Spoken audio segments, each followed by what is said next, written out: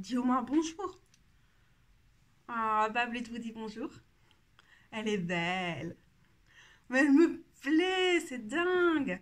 Donc les gros bidous, coucou, hein, c'est la deuxième vidéo de la réponse en vidéo à Lisa Papes et son tag Tarot FAQ, foire à questions, questions fréquentes relatives au tarot.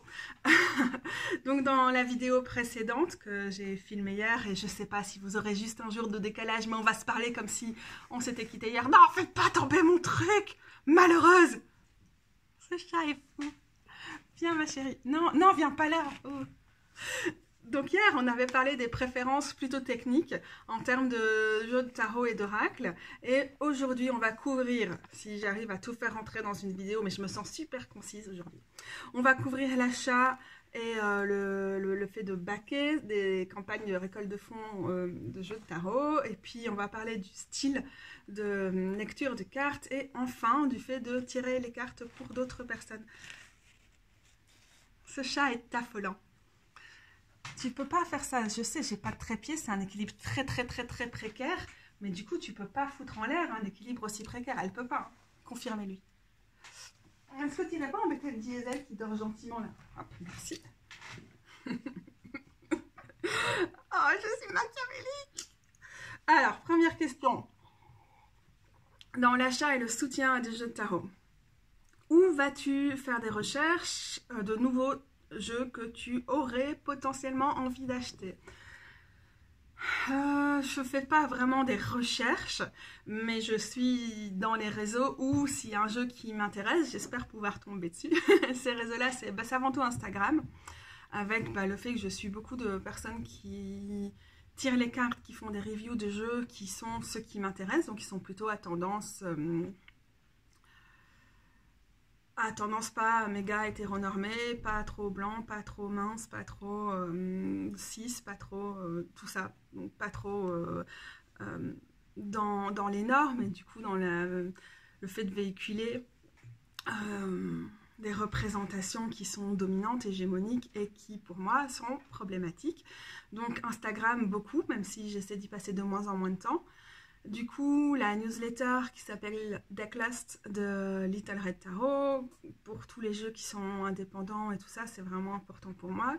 Je reçois aussi les suggestions des grands méchants du commerce en ligne qui peuvent m'aider pour tout ce qui est plutôt mass market, mais du coup, les productions de masse, c'est aussi malheureusement des jeux qui sont moins chers.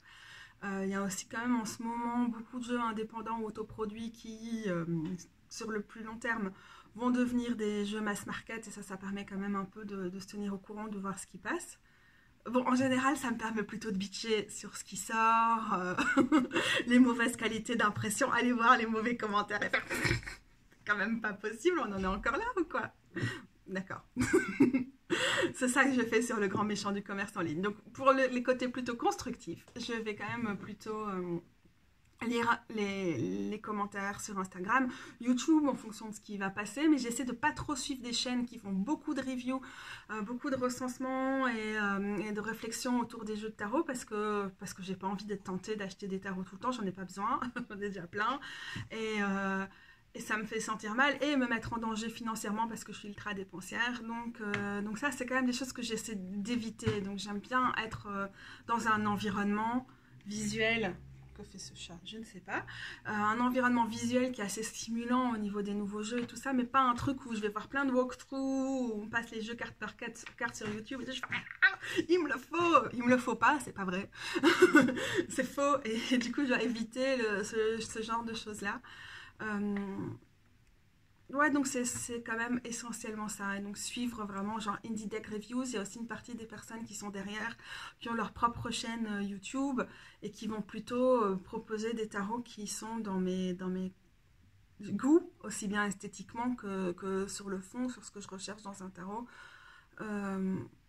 Mais la question étant où tu vas chercher des nouveaux jeux, je ne suis pas dans une recherche active. Mais oui, je le vois passer. Je passe du temps à regarder ce que conseillent les personnes que j'ai en estime par rapport à leurs propositions de tarot alternatifs, comme par exemple Azali Athwork qui propose sa fameuse liste des tarots des personnes queer et trans et racisées. Tarot for the Cutie Puck. Je vais noter sur ma petite liste que je dois noter en commentaire, comme ça je ne dois pas me retaper ma vidéo parce que franchement j'en ai marre de m'écouter blablater, je vous jure. What has been... Ah, ok. C'était quoi ta meilleure et ta pire campagne de soutien, de récolte de fonds ou de Kickstarter, etc.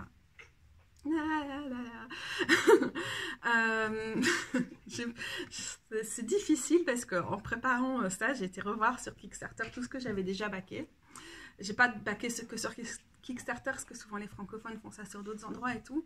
Et j'étais en mode, oh putain, merde, j'ai encore plus de mauvaises expériences que ce que je croyais. Et du coup, ça m'a fait un peu ressasser des trucs plutôt négatifs. Donc, sur ce qui est positif, voilà, la plupart des expériences en fait sont assez positives. C'est vrai que c'est plus agréable de soutenir des jeux qui sont presque terminés, où il y a éventuellement quelques cartes à faire, ou le côté graphique et tout ça, mais où en gros on sait que les deadlines qui sont jamais tenues sur Kickstarter vont quand même être plus ou moins tenues, plus ou moins assurées. Ça aide, ça évite du stress et ça évite tous les trucs de dernière minute qui peuvent être... qui peuvent être un peu stressants, et en même temps c'est aussi important de soutenir justement ces campagnes qui sont tout au début, où on sait que ça va potentiellement encore prendre des années parce qu'on a derrière des artistes précaires qui ont besoin de ce soutien pour terminer ce jeu-là. Donc voilà, ça demande de prendre plus sur soi, mais c'est plus important. Donc c'était le cas par exemple pour le Next World Tarot. Ça a pris vraiment beaucoup de temps, ça a demandé beaucoup de patience, et en même temps c'était vraiment un plaisir de suivre ce genre de tarot. Je ne peux pas vous montrer beaucoup des choses que j'ai soutenues parce que c'est vrai qu'il y en a quand même une partie dont je finis par me séparer. Je le fais moins maintenant aussi parce que il y a plus de transparence de la part des créateurs quand elles ne vont pas pouvoir éviter de se déclarer auprès de la douane. Donc souvent c'est quand même pas rare que ça vienne du Canada ou des États-Unis, et que donc je sais d'expérience, les premiers jeux comme celui-là, ils n'ont pas été chopés par la douane. Le Slatist Tarot non plus. Mais maintenant, c'est quasiment tout le temps le cas. Donc ça fait... J'ai l'impression de caricaturer quand je dis ça, mais je pense qu'on n'est pas loin de ça. En Belgique, ça fait 21% de TVA. Donc c'est des tarots indépendants qui souvent coûtent une cinquantaine d'euros. Donc on rajoute 10 euros. Il y a les frais de dossier à la douane, qui j'ai l'impression sont fixes à 25 euros. Mais peut-être c'est 20. Et puis... on a nos amis de la poste parce qu'ils doivent récupérer notre argent et venir avec un machin, ils nous font taxe encore 10-15 euros. Donc 10, 20, dans le meilleur des cas, et 10. Mais je pense quand même on est un peu plus. Il y a facile 50 euros en fait, hein, quand on doit récupérer un tarot. Ben, clairement, je ne les ai pas, quoi. Et donc j'arrête quand c'est comme ça, quand c'est sûr qu'il n'y a pas moyen d'éviter la douane ou que le risque est trop grand, et je m'empresse de voir auprès de Little Red Tarot parce qu'en général les tarots que j'ai envie de soutenir, c'est ceux qui vont être disponibles pour leur queeritude, leur côté féministe, leur côté novateur chez Little Red Tarot. Et donc j'essaie de voir soit avec Beth, soit avec la personne qui a créé le tarot, s'ils vont être disponibles à un moment. Même si ça peut vouloir dire un certain décalage, encore que pas tout le temps, parce que souvent Beth, elle les suit aussi à ce niveau-là, donc elle reçoit la commande plus ou moins en même temps que les personnes le recevraient en Europe, et après, en réalité, les frais d'envoi, le temps d'envoi entre l'Angleterre et le Pays de Galles et ici est quand même assez limité. Donc ça, c'est ma solution pour l'instant. Et donc tout ça pour dire que mon pire exemple est vraiment lié à ça. Mais en retombant, j'ai vu un autre exemple, et je ne vais pas mentionner les jeux parce que je trouve ça dégueulasse. J'ai eu un autre exemple où je ne pouvais pas me payer le tarot parce que c'était déjà annoncé que ça allait être super cher, les frais d'expédition et tout, c'était un super gros truc. Mais j'avais commandé une carte postale et là je suis en train de faire merde, je ne l'ai jamais reçue, qu'est-ce qui s'est passé? Et j'arrive plus à me souvenir c'est quoi le processus, mais j'ai eu un autre problème avec la même créatrice. Et voilà, c'était 7 $ et tout. Je crois que j'ai pas voulu faire chier parce que c'était une personne assez précaire et tout. Mais au final, je suis en mode, ah ouais, quand même, c'est un peu embêtant. Et c'est le risque à prendre avec les récoltes de fonds. Alors l'autre truc, c'est un truc qui aurait pu être bien. Et en fait, ça a vraiment foiré. C'était vraiment, j'ai pris qu'un tout petit tarot. Et je me suis dit, non, ça passe, ça va être un format enveloppe. Je risque pas d'avoir les douanes avec ça. Et du coup, j'ai pris aucune récompense avec, à part un pins. Et j'étais genre, avec ça, c'est bon. Et la meuf, elle s'est plantée. Elle m'a foutu un livre, mais c'était vraiment... En plus, il était grand pour rien, ce livre. Il avait du poids pour rien. Il y avait quasiment rien dedans. Ça aurait pu être un petit Little White Book qui consommait pas du tout d'encre et du beau papier, glossy, blabla. Mais non, elle m'a foutu le truc que j'ai pas demandé. Et du coup, bah, j'ai reçu trop de choses. Et donc, je me suis chopé les douanes. Et c'était déjà assez cher, ce tarot-là. Et donc, mais là, vraiment, j'ai le souvenir, c'était au moins 35-40 euros. Et j'étais mais dégoûtée, quoi. Ça a pris du temps, j'avais une mauvaise communication et j'ai dû le payer parce qu'elle m'a donné plus que ce que j'ai demandé, mais j'avais calculé ce que je demandais pour que ça passe à la douane. J'étais quand même assez deg et j'ai écrit, j'imagine pas tout de suite parce que sinon je peux être vraiment chiante quand je réagis trop vite sur ce genre de choses, donc j'essaie de laisser passer 24 à 48 heures pour que je redescende parce que je suis quand même assez colérique sur ce genre de choses dans la frustration, mais j'essaie de temporiser. Et la meuf, elle m'a jamais répondu. J'étais genre, c'est vraiment pas cool en fait. Genre, je sais pas ce que je lui disais. Je voulais juste expliquer la situation et je sais pas, juste dire désolé, j'ai foiré quoi. Mais même pas ça. Oh putain, ben son jeu, j'en ai pas profité. Je l'ai revendu vite fait, bien fait. Et ça m'a vraiment gâché le jeu quoi. Parce qu'en tout, ça m'a coûté, je sais pas moi, 100 € pour juste un jeu de tarot. Des gens. Je les ai pas, meuf. Tu te fous de ma gueule. Ça m'a vraiment énervée. Et le fait de pas répondre. Pour moi, la communication, c'est quand même important. Et c'est ce qui est agréable en général sur Kickstarter, c'est que la communication, elle est cool. C'était pas un jeu que j'aurais suivi habituellement. On était dans un autre de mes petits penchants qui est le monde animal, mais on n'était pas dans un jeu résolument queer avec une personne avec un positionnement minoritaire, marginal ou quelque chose comme ça. Donc ça m'a aussi, ça me l'a foutu mauvaise cette histoire. Je vais le dire honnêtement, j'ai pas aimé ça. Voilà ma mauvaise expérience. Mais ça m'empêche pas de continuer à le faire. Mais vraiment, j'essaie de backer quand c'est que des gens de confiance, quoi, du coup. Ou dont je sais que mon argent va faire une différence. Et donc, c'est ça ma politique maintenant. C'est aussi d'attendre. Et si je vois que la personne, elle a passé son palier et que je sais que je vais pouvoir me procurer d'une autre façon en import européen par la suite, alors je laisse tomber. Et par contre, si je vois que c'est quelqu'un qui galère et que le fait que je vais financer la campagne, elle va faire une différence, ça compte pour moi. Je me dis de plus en plus que ces trucs de soutien d'artistes, c'est vraiment important pour ce que j'ai envie de renvoyer au monde en tant que personne, hein, mais de l'énergie j'ai envie de mettre dans le monde. Et donc, quand je sais que ça peut faire la différence, évidemment, je suis là, quoi, pour les trucs intéressants.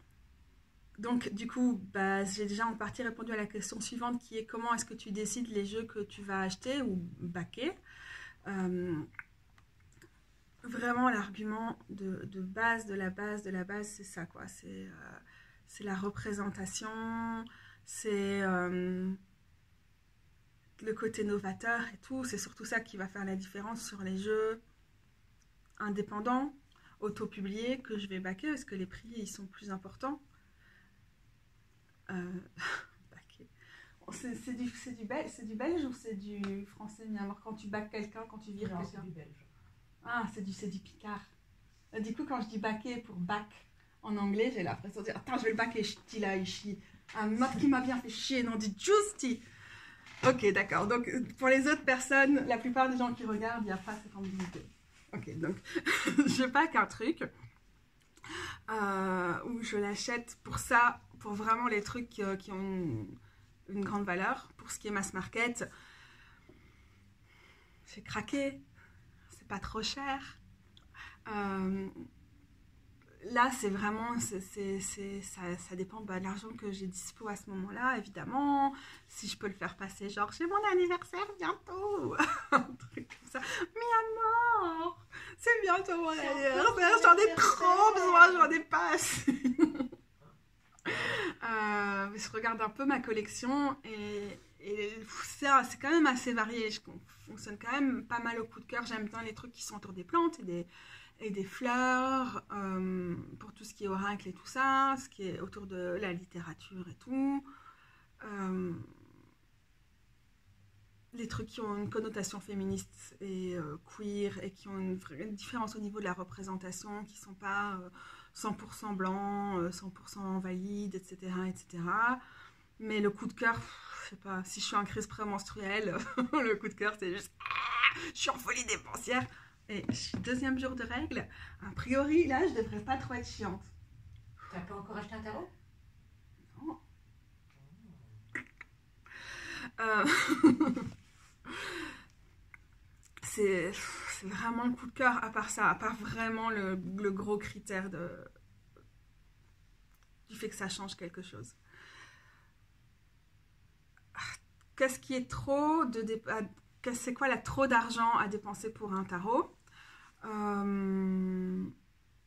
Les tarots mass market, 25-30 euros pour les productions de masse, c'est vraiment max. Et je pense pas que je mets souvent 30 euros.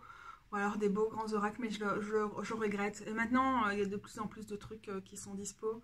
Et alors là où ça va se jouer de ce côté-là, c'est je vais bien regarder toutes les reviews, tous les commentaires et tout ça pour voir c'est quoi la qualité des cartes. Parce que franchement, dans les côté mass market, parfois 25 euros, c'est encore du vol par rapport aux frais que les maisons d'édition, elles ont investi d'argent dedans. On sait que souvent, les auteurs, autrices, créateurs, créatrices eux-mêmes sont ultra mal rémunérés. Et alors, du coup, si c'est pour avoir un carton pour rêve, pour une grande maison d'édition qui n'a juste pas voulu investir dans son jeu, 30 euros, no way, quoi. 10 peut-être.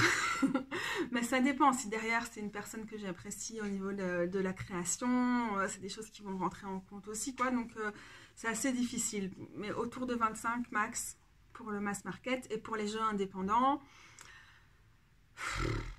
dans l'idéal, 60 euros maximum, c'est déjà vraiment très, très, très, très cher. Mais c'est souvent le cas. Et c'est rare que je craque pour plus. Vraiment rare. Ouais, vraiment. J'ai eu la chance de pouvoir faire les échanges contre des articles et tout avec Beth. Je regarde un peu ma collection. Ouais. Peut-être au début, j'ai plus craqué et après, je m'en suis un peu voulu sur des trucs où on avait une espèce d'effet de rareté. Genre, faites des précommandes parce que je sors que X exemplaires de ce truc qui sera jamais réédité. Et alors après, 3 mois plus tard, elle refait 30 nouvelles cartes qui sont au même prix, mais genre 80 euros et tout pour des oracles. Et au début... je sais pas, ça me paraissait tellement rare, tellement beau et tout, je trouvais ça normal. Et maintenant, je vois clair dans le jeu de ces gens-là qui après passent en mass market et la même chose va être dispo à 20 boules. L'arnaque, franchement, je me suis sentie quand même vraiment arnaquée sur certaines choses. Et du coup, maintenant, je suis quand même vraiment plus vigilante. Et vigilante sur l'effet de... attention, truc unique, édition limitée, blabla, attention, c'est rare, ne ratez pas cette occasion et tout. C'est des techniques mercantiles ultra capitalistes. Je soutiens pas les ultra-capitalistes. Ah, sorry, sorry. Mais à côté de ça, je mass market à 20 euros. S'il est vraiment joli, j'ai du mal à pas craquer. C'est chaud, hein, c'est chaud, c'est vraiment difficile d'être cohérente parce que la cohérence, la logique du capitalisme, elle est tellement pourrie, mais elle est tellement, elle s'immisce tellement partout, c'est difficile quand même de suivre ça. Et après, je suis historienne de formation, je suis collectionneuse, j'aime bien les trucs vintage et tout. Si c'est un truc vintage rare, je sais pas, c'est quoi le point. J'ai trouvé, genre quand j'ai eu à 1 euro à la place du jeu de balle, parce que j'adore faire les marchés aux puces et les brocantes et tout, ce petit don d'or, c'est une antiquité, hein, c'est des trucs qui datent du 20e siècle, du 19e normalement. Je sais plus, j'ai oublié les recherches que j'avais fait sur les dates. Ça, c'est le pur bonheur. Mais après, s'il était disponible plus cher, j'aurais du mal à pas craquer si je fais des recherches. Et tout, il est rare. Ouais, mais je pourrais le revendre si j'en avais besoin un jour. Et la valeur, elle va gagner en valeur quand il sera entre mes mains. Là, j'ai un côté un peu difficile. Mais là, je veux pas vous dire... l'idée d'acheter des trucs super rares à 1 euro, il est vide là. Est-ce qu'il n'est pas dans la pochette? Oui, j'ai fait ça sur un truc super rare parce que je l'aime trop. Je sais que pour le coup, c'est pas un investissement, je vais jamais le revendre. C'est cool, mais en vrai, parfois, je peux avoir envie de craquer. Et donc là, ma chance, mon garde-fou de ouf, c'est que du coup, comme je m'intéresse aux trucs qui sont pas des choses traditionnelles, qui vont pas véhiculer des grosses imageries racistes et tout, par exemple, j'ai là un super vieux Grand Lenormand, mais il y a des trucs antisémites et des trucs sexistes qui sont comme ça un peu partout. Et du coup, comme c'est pas ça qui m'intéresse, j'ai la chance que ce que je vais passer dans un chapeau vintage ou dans une broche, parce que je vais avoir du mal à résister, parce que j'aime ça. Avec un tarot ou avec un oracle, je vais plus avoir de mal à résister. Ça va être plus facile de résister. Donc là, c'est ma chance. C'est que les vieux trucs, en général, ils sont vraiment craignos. Est-ce que tu as des cartes qui sont des deal breakers, qui te cassent ton deal, que genre t'es là, c'est oh non, non, non, non, non, non, pas ça, ça c'est pas possible. Vraiment les cartes sur lesquelles tu fonces pour savoir si ça va passer ou pas avec ce tarot-là, quoi. Et des cartes qu'il faut qu'elles soient bien, que ça, c'est un ressenti bien avec ça, pour que tu fonces, t'achètes le deck. Et qu'est-ce que ça peut être? Il y a beaucoup de cartes qui me parlent beaucoup. J'aime le tarot dans son entièreté, donc c'est un petit peu... Ouais, c'est vrai, hein. Ouais, les pigeons sont aussi des choses qui peuvent être un activateur d'achat, c'est vrai. Ça fait saliver, hein. Qu'est-ce que t'as fait? Ouais. Activateur, blablabla. Ok, les cartes que j'aime. Donc je vais surtout, en fait, parce que si j'achète quelque chose qui va pas me coller de ce côté-là, je vais pas l'utiliser. Je vais regarder les cartes qui sont souvent les cartes problématiques quand on est des personnes queer, lesbiennes, trans, et qu'on ne se retrouve pas du tout dans les gros clichés horribles et tout ce qui est véhiculé habituellement dans ces cartes, et que déjà on prend des années à essayer de déconstruire les grosses conneries patriarcales qui sont derrière pour nourrir une relation avec ces cartes-là. Celles-là, je vais les regarder en priorité, donc on va être dans les cartes genrées de l'arcane majeur, du style empereur, impératrice. Si c'est genre un truc complémentaire, l'homme, la femme, il y a des fortes chances que ça passe pas. Bon, ça peut être un truc qui est un peu binaire, mais où on voit quand même qu'il y a une intention de retravailler, de faire quelque chose avec cet archétype, mais c'est quand même là que je vais aller. Hiérophante, si c'est un cliché de dogme, de religion figée et tout, ça va être chaud pour moi. Les amoureux, amoureuses, déjà si t'es inspiré du Marseille, tu vois, ça va être un petit peu chaud là, cette espèce de triangle, l'idée du choix qui est rendue par un mec qui doit choisir entre deux meufs. Et même si tu as des réinterprétations un peu freudiennes de ce gros délire, c'est pourri.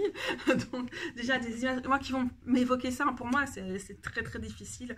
M'évoquer trop l'imagerie du Marseille et tout, c'est non. Ça doit pas forcément être des couples lesbiens où il y a pas un genre qui est trop défini ou qui est trop présent ou des trucs comme ça, mais tu m'as fait perdre ma page. Mais arrête d'écrire des choses sur cet écran. Qu'est-ce que tu veux faire des trucs pareils? Ah, mais oui, mais non. À chaque fois, j'ai là les questions. Et alors, elle a qu'une envie, c'est de me débarrasser des questions. Je pense qu'elle veut que j'aille un peu plus vite. Merci, Babette, merci pour ton aide. Voilà, donc toutes ces cartes-là, c'est quand même important. Du coup, les cartes de cours, les figures... Ça dépend parce que ça dépend. Mais ça va plutôt être là que ça va jouer. Les cartes qui sont les cartes pièges et les cartes qui font que c'est dur de s'identifier si on n'est pas la personne cis, hétéro, valide, de base, lambda. Voilà, c'est important pour moi et c'est important aussi si jamais je tire les cartes ou que j'en parle ou que j'écris sur des cartes pour mon blog ou des trucs comme ça, que les gens pour qui j'écrive puissent se retrouver dans les cartes, et les gens pour qui j'écris en priorité, c'est pas les gens qui vont se retrouver ou pas dans des trucs vraiment figés, quoi. Donc c'est plutôt là que ça va jouer. Vraiment pour casser le deal, où je suis genre oh non, pas possible, parce que si je le prends je vais quand même pas avoir d'affinité avec le jeu.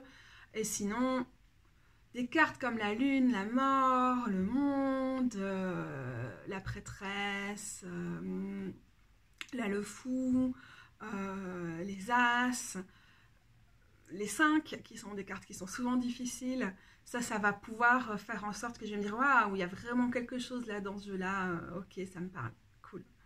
Je vais sûrement voir ça, l'ermite aussi. Ouais. Et on a fini la deuxième section, on passe à la troisième. Le style de lecture, reading style, comment on tire les cartes. Et la première question, c'est est-ce que tu as une pratique du tarot quotidienne? Et sinon, quand est-ce que tu tires les cartes pour toi-même? Je n'ai pas une pratique quotidienne, stricto sensu. Mais j'ai une pratique régulière. J'ai pas une routine. Je me sens pas obligée de tirer les cartes tous les jours. Je tire pas ma carte du matin d'office ou ma carte du soir d'office ou un conseil du jour. Mais ça fait quand même partie des choses que je vais faire. J'aime bien plutôt tirer des cartes quelque part en début de semaine pour m'aider à me concentrer sur ce que j'ai envie de faire sur la semaine. Donc ça va être des cartes du style sur quoi me concentrer, qu'est-ce que je peux éviter, un petit conseil. Une carte sur les énergies de la semaine, donc souvent ça va être plutôt ça, 3-4 cartes. Des cartes du jour, oui, en particulier si je me sens angoissée, perdue, s'il y a quelque chose que je dois vraiment arriver à faire et que je sens que ça va être galère, en fonction des saisons, des configurations astrologiques, phase de la lune et tout, oui, mais je me sens pas du tout contrainte de ce côté-là à faire des tirages de nouvelle lune, des tirages de pleine lune. Ça marche souvent pas pour moi et aussi parce que je respecte le calendrier de l'observation lunaire plutôt que le calendrier strict vraiment plutôt astrologique. Et donc pour moi la lune sombre, elle va plutôt se situer entre quand est-ce que je sais qu'on aperçoit le dernier croissant et le premier, et surtout si je l'aperçois c'est encore mieux. Et donc là-dessus je vais avoir des pratiques peut-être plus développées à ce moment-là, mais pas d'automatisme. Ça va dépendre des saisons et tout ça aussi. Genre là, sur ce cycle lunaire, on est déjà quand même, on a passé le premier quartier et j'ai vu la lune que hier soir parce qu'elle vole pas, elle vole pas, elle passe pas très haut au niveau du méridien, donc elle passe derrière les bâtiments en face et il fait super nuageux la plupart du temps et tout. Donc aussi ce que je vois dans le ciel, ce que j'observe au niveau des étoiles, ça va aussi influencer ma pratique du tarot. Hier soir, cette nuit, quand je vais aux toilettes la nuit, je regarde où est la lune parce qu'on la voit mieux. Elle était près de Mars. Et alors, ça, c'est vraiment des choses. Mars, c'était super beau et tout. Ça va m'inspirer quand même à tirer les cartes et tout. Mais bon, j'ai une pratique quand même assez basée sur l'observation.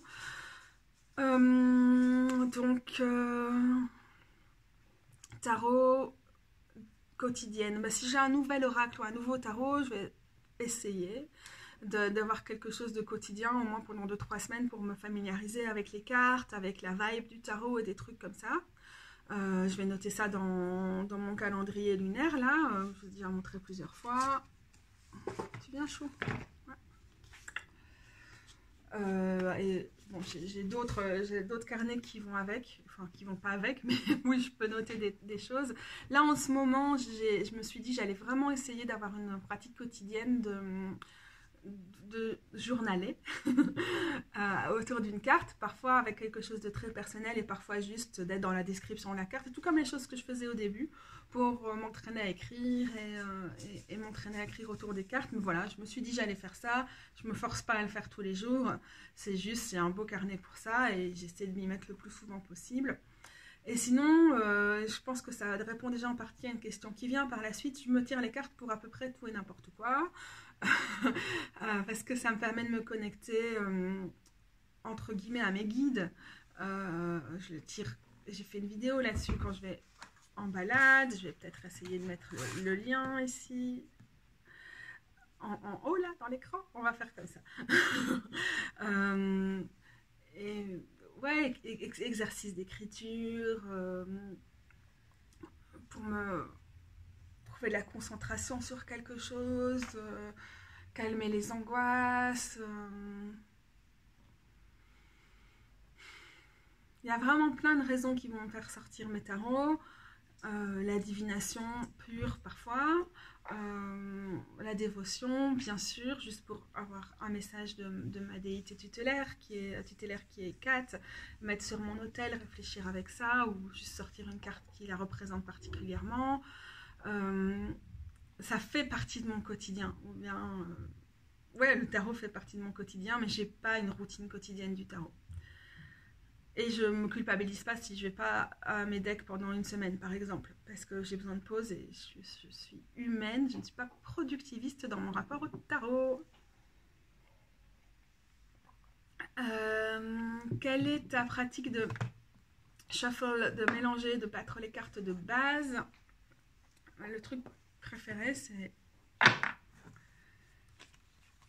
Alors, je l'ai déjà un peu parlé dans la première vidéo, il y a les façons de bien faire ça, mais quand on a des petites mains et qu'on a de l'hyperlaxité, on fait vraiment comme ça, hop, hop, hop, hop, hop, hop, donc on les a plus ou moins mélangés, pas carte après carte, mais plus ou moins, puis je vais en plus les mélanger comme ça, de différentes façons, les répartir un peu comme ça va sauter dans tous les sens, bien les avoir en main, puis vraiment les remélanger plusieurs fois comme ça par l'angle.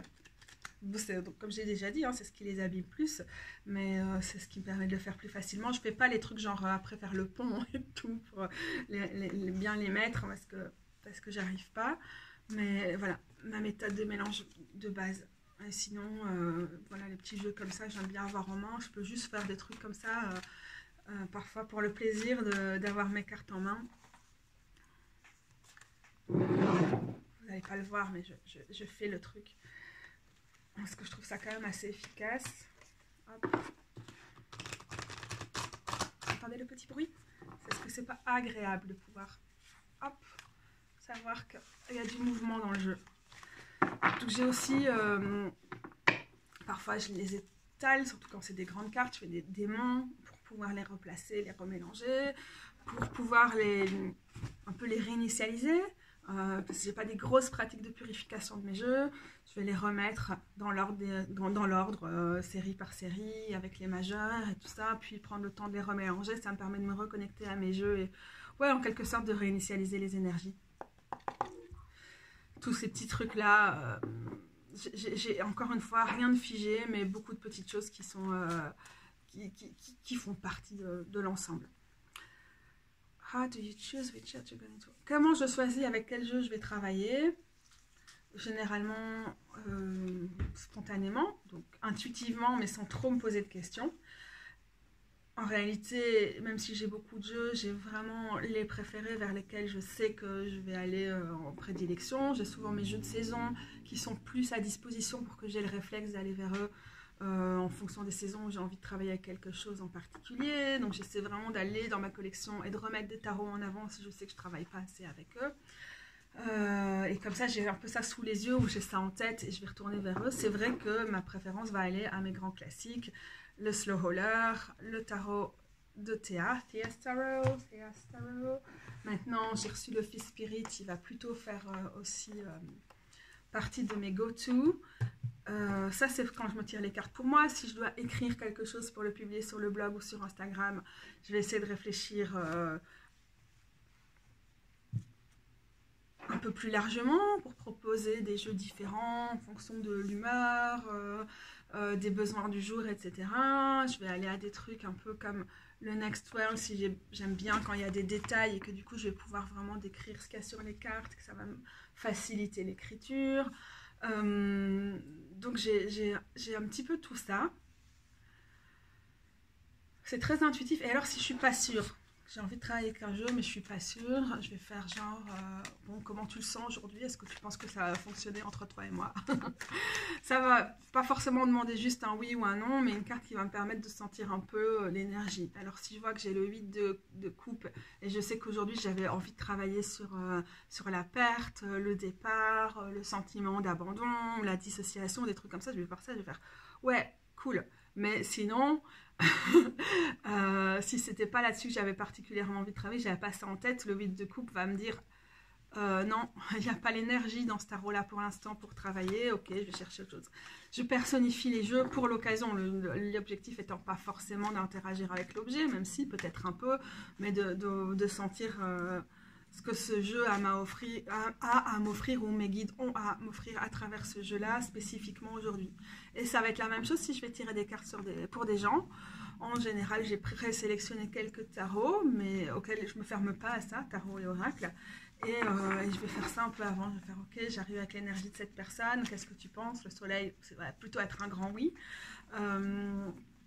Comment tu le sens? Ou même si je vais faire plusieurs tirages sur une même journée, c'est pas que ça m'arrive tous les jours, mais si je vais être comme ça, au début de la journée, je vais déjà sonder un peu mes tarots. Je vais faire ok, toi aujourd'hui, tu es plutôt chaud pour quelle question chaud? Et alors il va me faire le set de branches, les questions qui vont plutôt être de l'ordre, disons, de l'affirmation de soi, du courage ou des trucs comme ça. Ok, merci. Je prends note. Et alors, je vais faire, et toi, t'es plutôt chaude pour quoi aujourd'hui? Elle va faire, le 9 d'épée. Je vais aider les gens qui sont là pour... qui arrivent avec un niveau d'angoisse où tu sens bien que c'est chargé énergétiquement et des trucs comme ça. Voilà. Je continue parce que je vais vraiment faire ça. Je vais faire le tour des 4, 5, 6 jeux que j'ai autour de moi. Et parfois, juste en faisant ça, je vais me dire... Par exemple, si j'ai reçu le 8 de coupe, peut-être je me serais dit, ok, bon, bah, le slow roller aujourd'hui, c'est peut-être pas son jour, je vais le mettre un peu sur le côté. Je suis pas fermée avec ça, mais ça me permet un peu de construire. Le Fifth Spirit Tarot, ok, il m'aurait dit, c'est pour les gens qui plantent des choses, qui sont dans des potentiels, qui sont dans l'envie de manifester quelque chose, qui sont au début d'un parcours, qui ont besoin de s'ancrer et tout ça. Donc, vraiment, ça, je veux faire. J'aime bien l'idée aussi, je pense que c'est Lynn Semak, encore une fois, qui en parlait. J'ai noté ça ici. C'est de...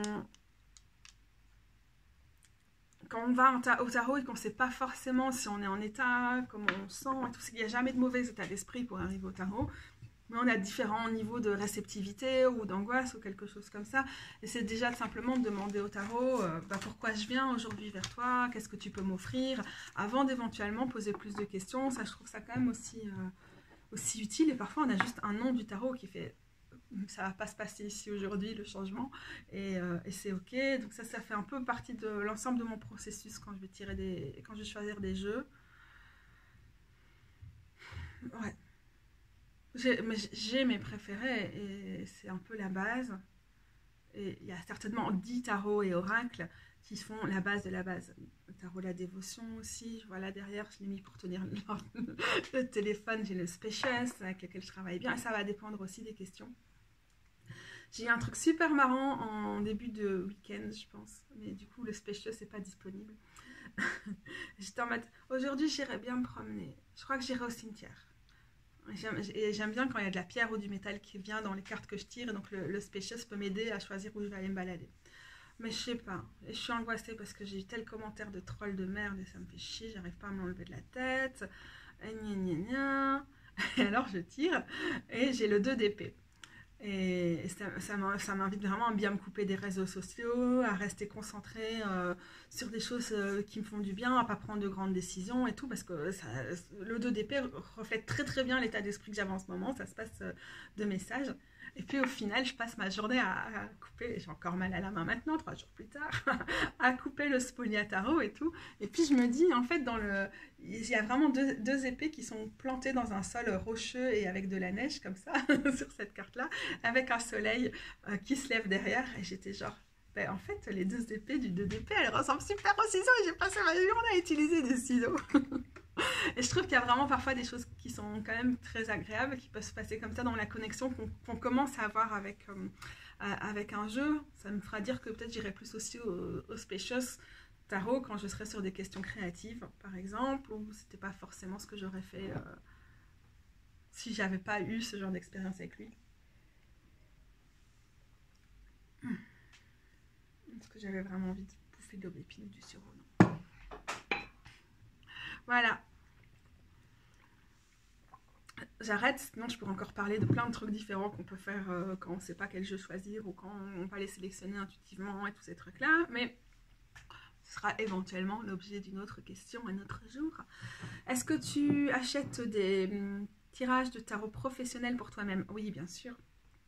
Pas fréquemment, mais c'est important quand même. Quelques fois par an, au moins une fois par an. Je trouve ça très important de tirer les cartes pour soi-même, ça apporte quelque chose, mais l'éclairage d'avoir quelqu'un d'autre, on n'est jamais à 100% fiable quand il s'agit de soi-même. Il y a toujours des moments où on n'a pas le recul, où on a une limite de progression, disons, quand on travaille avec le tarot pour soi-même, et aller vers quelqu'un d'autre, c'est vraiment utile pour moi. Évidemment, ces questions me concernent moi. Et aussi, c'est pas le même effet, quoi. C'est quand ton tirage, genre t'en achètes 1, 2 max par an, peut-être plus, ça dépend s'il y a vraiment des potes qui font des offres, ou tu peux faire des échanges ou quoi, avec des professionnels. Mais il va vraiment t'accompagner. Et même si c'est pas du prédictif, tu vas vraiment au fur et à mesure pouvoir revenir sur des éléments, voir des choses qui se déploient, qui se précisent, qui font écho à d'autres choses.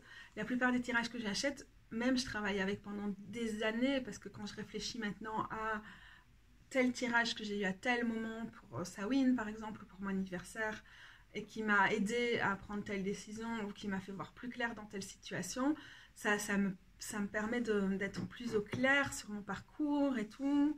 Et donc c'est vraiment très très important.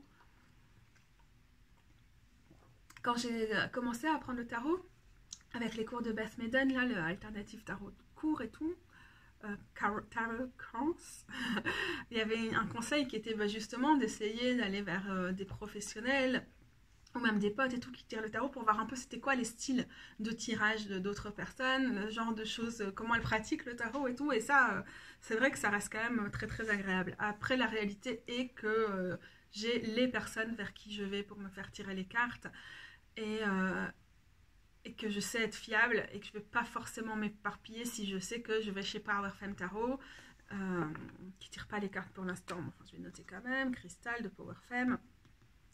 Vali, elle a proposé plusieurs fois des tirages via son Patreon, des lives et tout, elle faisait des tirages gratuits. Je sais que quand Valil elle va ouvrir ses tirages professionnellement, je vais aller chercher des tirages chez Valil, parce qu'à chaque fois elle m'a fait des trucs, c'était ah ouais, ça marche bien. Donc voilà, j'ai comme ça quelques personnes. Mais ouais, Power Femme Tarot par exemple, c'est du tarot queer, quoi. Et donc c'est aussi ça m'éveille, ça nourrit mes relations à des cartes, parfois des cartes difficiles aussi, à un niveau qu'il y a peu d'autres personnes qui peuvent le faire. Et souvent, il y a aussi des jolies synchronicités avec des tirages de cartes que je fais moi-même et tout. Et je sais pas, par exemple, je suis en train de travailler encore une fois avec l'impératrice, qui est une de mes cartes répétitives du moment. Et c'est en partie le travail de Cristal, ça m'a aidé à nourrir, à changer, à approfondir ma relation avec l'impératrice dans une optique plutôt queer et féministe. Donc déjà, il y a des années de par son travail. Et puis un jour, elle me l'a tiré dans un de mes tirages, et ça m'a encore permis de passer à un niveau supérieur dans ma relation avec elle et tout. Et donc ça fait toujours des ponts, quoi. C'est très très nourrissant en fait, vraiment très important pour moi. Est-ce que tu utilises le tarot pour autre chose que la divination ? Ouais, c'est pour ça que je vous disais que j'utilise le tarot pour tout et n'importe quoi, pour dessiner, pour écrire, pour entrer en contact avec des guides, esprits des lieux, etc. Mais vraiment au quotidien. Plein de trucs, m'organiser, décider la structure d'un texte que je dois écrire, ou des trucs comme ça. J'en parle dans plein de vidéos, donc voilà, je ne vais pas répondre davantage. Alors, la question suivante, c'est lire les cartes pour des clients. Donc c'est là, on switch directement, on est dans la dernière grande section. C'est un peu difficile pour moi, parce que je ne tire toujours pas les cartes d'un point de vue professionnel, et je ne sais toujours pas si je vais le faire. Je sais qu'il y a environ un an, j'avais fait une vidéo pour parler des enjeux, de ce que je pensais proposer comme service et tout ça, et que je n'ai toujours pas passé le cap pour beaucoup de raisons, en particulier ma santé, comment je me sens de tirer les cartes avec ma santé, tout c'est des allers-retours incessants, et donc voilà. Par contre, je tire les cartes pour d'autres personnes. J'offre ce service de temps en temps, mais aussi, c'est pareil en fait, parce que c'est ok, professionnellement, ma maladie va plutôt interagir avec le fait de ne pas être extrêmement fiable, mais c'est la même chose, on a besoin d'être tout le temps fiable, un minimum, quand on tire les cartes pour d'autres. Je ne suis vraiment pas du tout en train de dire que être malade, avoir une maladie chronique, avoir un handicap, ça nous empêche de tirer les cartes, parce qu'il y a des gens qui disent ça. Que genre on peut arriver aux cartes que quand on est dans un super état d'esprit, et des trucs comme ça, genre c'est cool, mais il y a des malades chroniques, arrête de dire que nous on peut pas tirer les cartes. Je dis pas ça, je dis juste moi ça me correspond pas pour l'instant.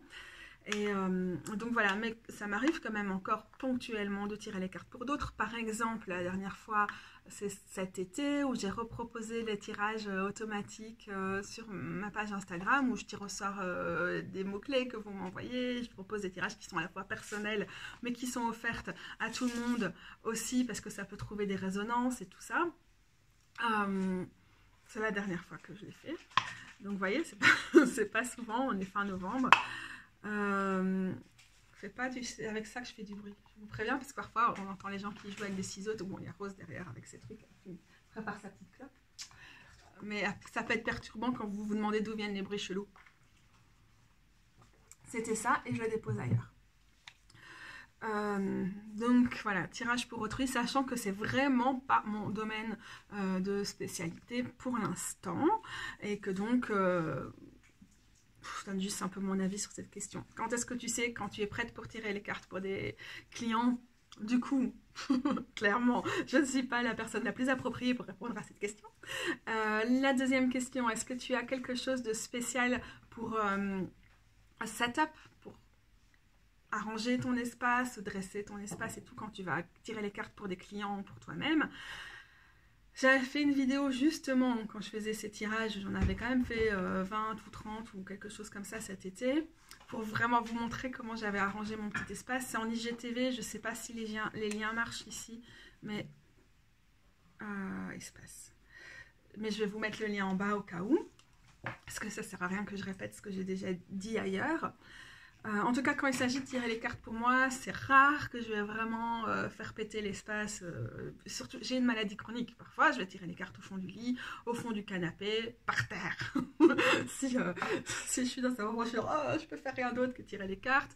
Donc, j'ai pas de gros rituels. Après, évidemment, si je vais tirer les cartes à l'hôtel, par exemple, donc à mon hôtel, auprès de mon hôtel, ça va être un peu différent. Je vais essayer d'allumer quand même la bougie, de faire brûler des herbes et tout ça. Mais il n'y a rien d'automatique. Et quand je tire les cartes pour d'autres personnes, c'est pareil. C'est pas nécessaire, mais ça fait quand même partie de quelque chose d'important dans le rituel, d'organiser l'espace, de s'organiser aussi mentalement, spirituellement et tout ça. Donc on va avoir le fait de prendre des douches avant ou après, d'avoir quand même une bonne purification, une hygiène spirituelle quand même autour de tout ça, faire des méditations avant ou après, ça peut être important, des mini moments d'accueil des guides, éventuellement des personnes pour qui je tire les cartes, et puis de pouvoir me séparer de ces énergies-là. Donc je ne donne pas de détails spécialement aujourd'hui, mais bon, il y a un peu de tout ça. Et sur l'organisation pratique, préparer une bougie pour ça, des pierres qui peuvent être aussi bien des pierres semi-précieuses, machin, que juste des pierres que j'ai récoltées dans les champs. Des petits charmes que j'aurais préparés, je vais aller chercher, parce qu'on vit quand même dans le temple du kitsch, mon amoureuse et moi. Alors je vais aller chercher des petites pierres, des plantes que j'ai récoltées. Là, typiquement, si je faisais ça maintenant, je prendrais des baies d'aubépine, quelques trucs sur mon hôtel à la mer. Peut-être j'irai chercher des trucs Salut Diaz sur mon hôtel à l'impératrice, là derrière, la carte de l'impératrice. J'ai aussi bien des hôtels qui sont archétypaux que des hôtels à des entités ou à des divinités.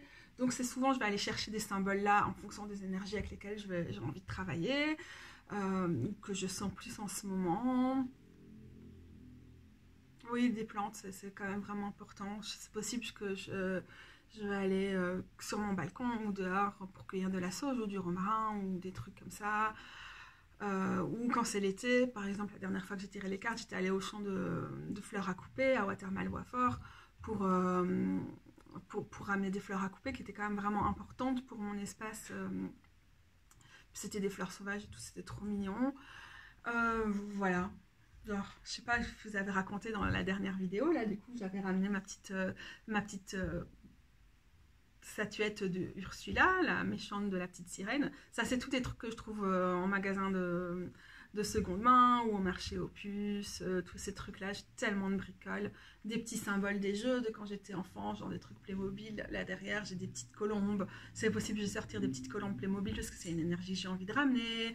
Souvent, je vais me tirer des cartes aussi pour moi-même, pour me concentrer et tout. Elles vont peut-être être dans un coin, des cartes qui vont symboliser Hécate. Par exemple, puisque c'est généralement avec elle que je vais travailler quand je fais des tirages. Alors en parlant des pierres semi-précieuses, je fais une parenthèse mais parce qu'elle est marrante. La semaine passée, mon amoureuse et moi, on marchait dans la rue et il y avait un gros truc de pierres comme ça à donner et des plantes et tout, mais ça, il y en avait déjà plus beaucoup. Et on a chopé des trucs trop bien et on en a laissé plein parce qu'on s'est dit ça peut être utile à d'autres personnes. Et puis il y a aussi tous les gens qui ramassent les choses dans la rue pour pouvoir les revendre et tout, et qui en ont donc plus besoin que nous. Mais c'était incroyable. Mais autant, parfois, au petit rien, j'ai trouvé des paquets comme ça, avec des pierres semi-précieuses pour 2 € et tout. Mais là, dans la rue, c'était vraiment... c'est chouette. Je sais qu'on essaie de faire de plus en plus attention, avec raison, hein, moi et vous probablement, à la consommation de ce genre d'objets, parce qu'on est quand même dans une consommation d'un truc new age, du bien-être, blabla, alors que la plupart sont extraites dans des mines, dans des conditions déplorables pour les humains et pour la Terre. On est quand même dans des ressources qui sont non renouvelables, ou en tout cas renouvelables sur des centaines de milliers d'années, et donc pas très éthique déjà simplement, hein, dans cette logique là et tout. Donc je travaille moins avec des pierres qu'à certains moments. J'étais au début de mon parcours et j'avais l'impression que c'était un passage obligé et puis c'est trop beau et tout. Et donc du coup trop contente d'en avoir trouvé quand même, parce que malgré tout il y a vraiment quelque chose de ce côté là, quoi. Moi, je pense que j'ai couvert en gros cette question. Est-ce que tu laisses les autres personnes manipuler tes cartes?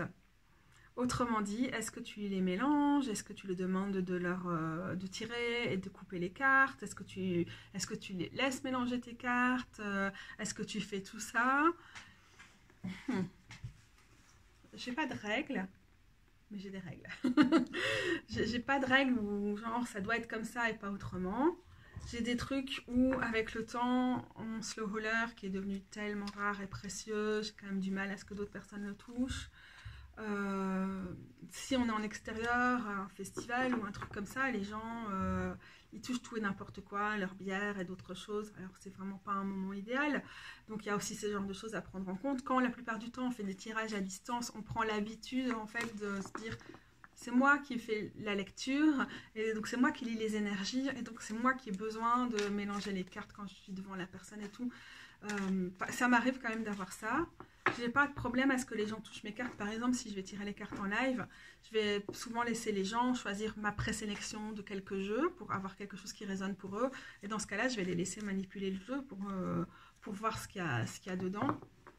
Mais mélanger les cartes et les tirer, avec le temps, c'est de moins en moins un automatisme parce que je trouve que ça marche moins bien pour moi. Bon, bah, alors il y a plein d'écoles et il y a des gens qui diront ça ne peut être que les gens qui doivent couper de la main gauche. Non, pas moi. Mais ça dépend, ça peut être, j'ai devant moi quelqu'un où je sens que son énergie, c'est elle qui a besoin de tirer les cartes. Parfois, si c'est quelqu'un qui est trop dans l'intuition, je vais dire justement, bah, c'est moi qui vais le faire parce que toi, tu sais déjà interpréter et écouter tout ce qu'il y a à écouter, mais si tu viens ici, c'est que tu as besoin de la lecture, la captation des énergies de quelqu'un d'extérieur. Donc, on a tout ça aussi, mais j'ai pas de règle, personne ne peut toucher à mes jeux. J'ai pas de règle, c'est d'office moi qui tire les cartes, d'office en toutes circonstances, et personne d'autre peut le faire, mais j'aime quand même mieux le faire moi-même. Ou parfois, je vais laisser les gens... Non, avec le temps, c'est devenu un truc où je le fais. Parce que je le fais, la plupart du temps, je tire les cartes pour d'autres personnes, je le fais à distance. Donc, je le fais quand même moi-même. Et donc, c'est devenu un truc qui faisait partie du processus. Mais c'est pas un truc où je veux pas que d'autres gens touchent mes tarots parce qu'ils vont prendre des énergies ou pas. Bon, parfois, il y a quand même des trucs où je suis dans un travail intense moi-même avec un tarot en particulier et j'ai pas trop envie psychologiquement, j'ai un truc où ça coince, j'ai vraiment pas envie que quelqu'un d'autre le touche. Mais je dirais que ma règle, c'est quand même les gens peuvent manipuler mes tarots pour les voir et pour choisir. Mais j'ai quand même une règle qui est que la base, c'est que c'est moi qui tire les cartes. C'est moi. C'est pas du tout un truc... je suis la boss et tout. Je veux d'office pas faire des tirages qui sont interactifs ou quoi. C'est juste une habitude, un truc où je me sens plus à l'aise. Quand même l'important, hein, c'est que aussi je sois à l'aise pour pouvoir faire un tirage. Est-ce qu'il y a des questions que tu refuses de répondre aux gens? Bien sûr. Je ne fais pas du prédictif primairement. Donc, si quelqu'un va me demander quand est-ce que va arriver cela, est-ce que je vais avoir tel job et tout, je ne me sens pas du tout à même de répondre à ce genre de questions. Ce qui ne veut pas dire qu'on ne va pas avoir des informations sur l'avenir potentiel dans un tirage, mais je ne voudrais pas que la question elle soit formulée comme ça. Je vais soit dire je ne suis pas la personne adéquate pour répondre à ce genre de questions, ou je peux te proposer de répondre à des questions autour de ton processus de recherche d'emploi, etc. Et comment te préparer, comment l'envisager, comment tu pourrais t'orienter et tout, mais qui vont plutôt permettre à la personne justement de s'orienter, de se retrouver avec des options et tout, et pas un truc où on a une réponse fermée, quoi. Donc voilà, je pense que j'avais déjà fait des vidéos là-dessus. Mais donc, a priori, tout ce qui est, évidemment, les trucs normaux, quoi. Tu ne réponds pas à des questions d'ordre légal, d'ordre médical, d'ordre ceci, d'ordre cela. Même si on peut évidemment, et on doit parler du corps, de comment on sent dans son corps, de comment on interagit avec son corps. On ne va pas poser des diagnostics ou demander aux gens, suggérer aux gens comment se soigner et tout ça via le tarot, quoi. C'est des questions logiques, mais bon, tout ça, pour moi, c'est logique. Je peux remettre en bas ma série sur tarot et éthique qui est sur le blog, au cas où ça vous intéresse. Ça me paraît pas forcément pertinent de répondre à tout ça tout de suite. J'ai évidemment la question, je ne tire pas les cartes pour des tierces personnes. Pour moi, c'est la base de mon éthique. C'est je tire les cartes pour la personne en face, donc je ne peux pas vous dire qu'est-ce que ressent machin, qu'est-ce qui va arriver à machin et tout. C'est genre le consentement, c'est la base. Si tu fais du tarot queer et féministe, encore plus. Et donc, essayer d'aller choper des informations sur d'autres personnes, c'est la base, que ça ne fait pas partie de ce que je fais. Maintenant, évidemment, les autres personnes, l'extérieur, j'ai plus rien, ça va intervenir. En ce sens, dans le sens où... Ouf, j'ai perdu mon film. Ouais, du coup, Babel t'arrive. Coucou.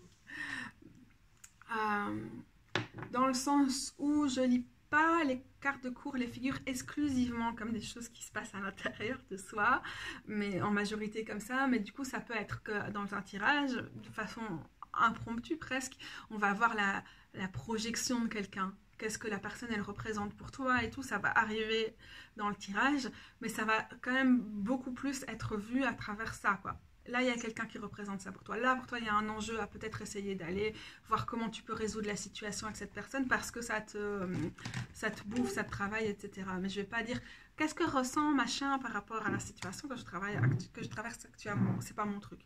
Donc voilà, ces grandes questions-là, mais je ne suis pas forcément inspirée au bout de 57 minutes d'en donner plus là-dessus. Et on peut toujours, a priori, elle est debout sur la table et du coup, sur la fenêtre et du coup, elle vous montre sa petite queue. Oh, je t'embête. Voilà, bref, pouf. Oh oui, je refuse pas toujours, forcément, ça va plutôt être